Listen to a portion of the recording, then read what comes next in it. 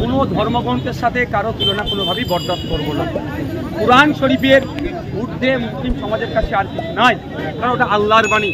Bible, Gita ঠিক এক ধরনের, সব অন্যান্য ধর্মের মানুষের কাছে পবিত্র সেগুলো গ্রন্থ। যেভাবে মমতা ব্যানার্জি সবার ঊর্ধ্বে নিয়ে গেছে, সেটাকে ধিক্কার নিন্দা জানাচ্ছে। ধর্মপ্রাণ মানুষদেরকে বলবো, যে বিজেপি বাবরি মসজিদকে শহীদ করেছে তার ভাষা আর মমতা ব্যানার্জির কোরআনের ঊর্ধ্বে গিয়ে তার কাহিনীর কথা বলা, দুটো কিন্তু প্রায় মিলে যাচ্ছে। দুটোই আমাদের কাছে আপত্তিজনক, দুটোই আমাদের কাছে নিন্দাজনক। আমরা যেমন বিজেপিকে ভোট দেইনি মুসলিম সমাজের মানুষ, ঠিক একইভাবে হিন্দু সমাজের মানুষকে বলবো, যারা গীতা বাইবেল নিয়ে যারা চর্চা করেন, সেই ধর্মে যারা অনুসারী, তাদেরকেও বলবো এই মমতা ব্যানার্জির বিরুদ্ধে ভোট করুন, এবং মুসলিম সমাজকে বলবো কোরআনকে নিয়ে যারা অপমান করেছে তার বিরুদ্ধে ভোট করুন। Thank you.